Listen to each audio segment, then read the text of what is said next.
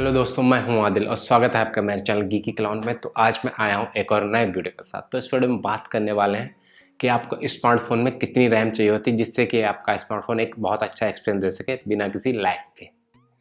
तो सबसे पहले हम वीडियो में आगे बढ़े तो इससे पहले हम रैम के बारे में बात करें कि रैम आखिर होती क्या है। तो रैम की फुल फॉर्म है रैंडम एक्सेस मेमोरी, और जहाँ तक कि इसके नेम से सजेस्ट होता है ये मेमोरी का एक टाइप होती है। स्मार्टफोन में दो टाइप की मेमोरी होती है, इसमें से एक रैम होती है और दूसरी रोम होती है, रीड ऑनली मेमोरी, जिसे आप इंटरनल मेमोरी भी बोल सकते हैं। तो रोम क्या करती है, मतलब इंटरनल मेमोरी क्या करती है, उसमें डाटा आप स्टोर करते हैं, जैसे कि फ़ोटोज़ वीडियोज़ वगैरह ऐप वगैरह इंस्टॉल करते हैं तो वो रोम में मतलब इंटरनल मेमोरी में स्टोर होते हैं। बाकी जो रैम है, जब आप कोई ऐप ओपन करते हैं तो जो ऐप की इंफॉर्मेशन होती है, ऐप का डाटा होता है, वो आपके रैम में स्टोर हो जाता है, जिससे कि आपका प्रोसेसर होता है वो रैम से सीधे उस डाटा को प्रोसेस करता है, डायरेक्ट रीड एंड राइट करता है। क्योंकि जो रैम होती है वो रोम से बहुत ज़्यादा फास्ट होती है। अगर प्रोसेसर इंटरनल मेमोरी यानी रोम से डाटा प्रोसेस करेगा तो काफ़ी टाइम लगेगा और आपका एक्सपीरियंस मतलब फ़ोन होगा काफ़ी लैग करेगा। लेकिन यहाँ पर अगर रैम आ जाती है, रैम का पार्ट प्ले होता है कि रैम में ऐप्स का डाटा होता है वो स्टोर हो जाता है और प्रोसेसर होता है रोम की बजाय रैम से डाटा लेता है, डाटा प्रोसेस करता है, रीड एंड राइट करता है। और रैम होती है काफ़ी फास्ट होती है रोम से। तो ऑब्वियस बात है कि हमारा जो एक्सपीरियंस है ऐप्स का, जो भी हम चीज़ कर रहे हैं, मल्टीटास्किंग कर रहे हैं, ऐप कोई सा खोल रहे हैं, काफ़ी सारे ऐप चला रहे हैं, तो वो आपको ईजिली स्मूथली चलते हैं।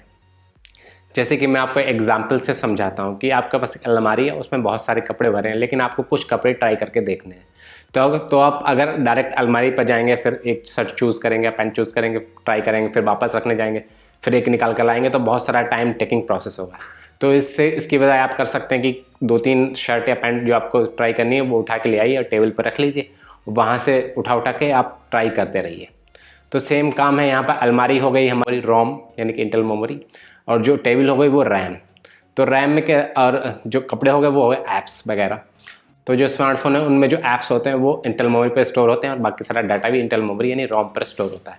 और जब हम ऐप्स को ओपन करते हैं तो उसकी इन्फॉर्मेशन रैम में टेम्परेरी बेस पे स्टोर हो जाती है, परमानेंटली नहीं, टेम्परेरी बेस पे स्टोर हो जाती है। चूँकि रैम बहुत फास्ट होती है तो उससे जो प्रोसेसर होता है डाटा प्रोसेस करता है रैम के थ्रू, रीडर राइट करता है रैम पर।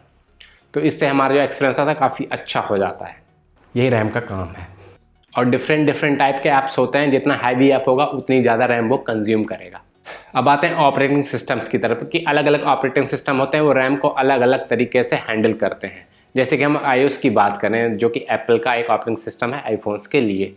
तो iOS की बात करें तो इसमें जो रैम्स है वो काफ़ी अच्छी तरीके से ऑप्टिमाइज होती है, क्योंकि एप्पल आईफोन में उनका खुद का सॉफ्टवेयर है iOS, एंड उनकी चिप्स भी हैं, वो खुद ही अपनी डिज़ाइन करवाते हैं एंड मैन्युफैक्चर करवाते हैं। उनका जो इकोसिस्टम है वो पूरा क्लोज इकोसिस्टम है। तो इस वजह से वो अपने स्मार्टफोन्स को, आईफोन्स को काफ़ी अच्छे तरीके से ऑप्टिमाइज करते हैं, जिससे कि उनका काम है वो कम रैम में भी चल जाता है, अच्छे मतलब मल्टीटास्किंग वगैरह सारी बहुत अच्छे में हो जाती है। जैसे कि आईफोन 14 सीरीज़ है, इसमें सिर्फ 6 GB रैम का ही ऑप्शन मिलता है आपको, लेकिन इसकी मल्टीटास्किंग एंड ब्राउजिंग वगैरह फ़ोन का एक्सपीरियंस बहुत कमाल का है। वहीं अगर बात करें एंड्रॉयड के बारे में तो यहाँ पर जो OS है वो गूगल का है, बट डिफरेंट स्मार्टफोन मैन्युफैक्चरिंग कंपनियाँ इसे यूज़ कर दी हैं अपने स्मार्टफोन्स में, और वो चिप्स कहीं और से थर्ड पार्टी कंपनी से उठा कर ला रही हैं, बाकी अदर कंपोनेंट कहीं से उठा रही हैं, OS गूगल का है। तो इस वजह से उनका जो ऑप्टिमाइजेशन है वो इतना अच्छा नहीं हो पाता है जितना कि एप्पल कर लेता है आईफोन्स में और बाकी सारे अपने प्रोडक्ट्स में भी।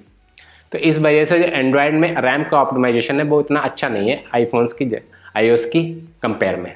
तो मेनली हम यहाँ पर एंड्रॉयड के बारे में बात करेंगे, क्योंकि आईफोन में आपको रैम का ऑप्शन नहीं मिलता, आपको एक ही रैम मिलती है, इंटरनल मेमोरी आप अलग अलग ले सकते हैं।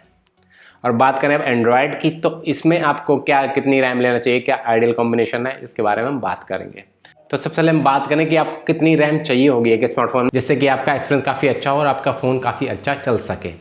तो सारा कुछ डिपेंड करता है आपके यूजेस पे। अगर आप एक कैजुअल यूज़र हैं, आप सिर्फ वेब ब्राउजिंग करते हैं, कॉलिंग वगैरह करते हैं, वीडियो स्ट्रीम करते हैं, सोशल मीडिया वगैरह चलाते हैं, तो आपके लिए 4 GB रैम है वो मोर देन इनफ है, आपके लिए 4 GB रैम बहुत है।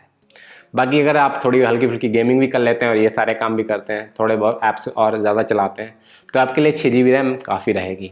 बाकी अगर आप एक हैवी गेमर हैं, काफ़ी हैवी गेम्स खेलते हैं, काफ़ी हैवी ऐप्स चलाते हैं, तो आपके लिए 8 GB रैम काफ़ी सुटेबल रहेगी। बाकी अगर बात करें 12 GB रैम के बारे में, तो 12 GB रैम है वो इस टाइम के लिए काफ़ी ज़्यादा है। आपका काम, अब भले ही आप हैवी यूज़र क्यों ना हो, आपका काम 8 GB में चल जाएगा। और जो 12 GB है वो ओवरकिल मान लीजिए, आप ओवरकिल है, आप एक्स्ट्रा पैसे दे रहे हैं जो कि आप ज़्यादातर यूज़ नहीं कर पाएंगे। तो मेनली जो 50-60% यूज़र हैं उनके लिए 6 GB RAM more than enough है। बाकी आप अगर हैवी यूज़र हैं और आप फ़ोन को 3-4 साल या उससे ज़्यादा यूज़ करने की सोच रहे हैं, तब आप 12 GB रैम की तरफ जा सकते हैं। बट करंट सिनेरियो में 12 GB रैम का कोई यूज़ नहीं है। 8 GB रैम गुड इनफ है आपके लिए, अगर आप हैवी यूज़र भी हैं तब भी। बाकी 12 GB रैम है वो फ्यूचर प्रूफिंग के लिए अच्छी है। आप 3-4 साल यूज़ करना चाहते हैं, ज़्यादा यूज़ करना चाहते हैं, तो आप 12 GB रैम ले सकते हैं। बाकी अगर आइडियल कॉम्बिनेशन के बारे में बात करें तो मोस्टली यूज़र के लिए मुझे लगता है कि 6 GB रैम और 128 GB इंटेल मेमोरी ये एक आइडियल कॉम्बिनेशन है। बाकी अगर कैजुअल यूज़र हैं आप तो 464 की तरफ भी जा सकते हैं। मीडियम यूज़र के लिए मुझे लगता है 628 GB बहुत अच्छा रहेगा, बहुत अच्छा ऑप्शन है। बाकी अगर आप एक हैवी यूज़र हैं तो आपके लिए 8 GB रैम और 256 GB मेमोरी एक काफ़ी अच्छा ऑप्शन है।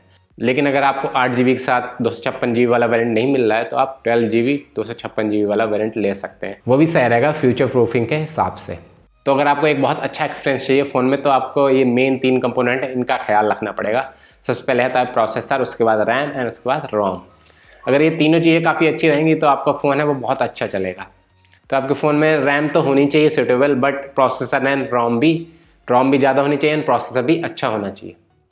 कुछ लोगों की शिकायत रहती है कि उनका फ़ोन में 8 GB रैम है लेकिन उनका फ़ोन स्टिल लैग करता है, तो फिर वो प्रोसेसर पे भी डिपेंड करता है। अगर आपका प्रोसेसर वीक है तो उतने ऐप वो हैंडल नहीं कर पाएगा, उतने ऐप वो चला नहीं पाएगा, भले ही कितना भी स्पेस क्यों ना हो रैम में, उन ऐप का डाटा स्टोर करने के लिए टेम्परेरी बेस पे। तो इसलिए आपको ये भी देखना पड़ेगा कि आपका प्रोसेसर कितना अच्छा है, कितने अच्छे से कैपेबल है वो ऐप्स को रन करने के लिए। तो ये मेन 3 कंपोनेंट हैं, प्रोसेसर, रैम एंड रोम। अगर ये तीनों चीज़ें अच्छे हैं तो आपका एक स्मार्टफोन बहुत अच्छा चलेगा।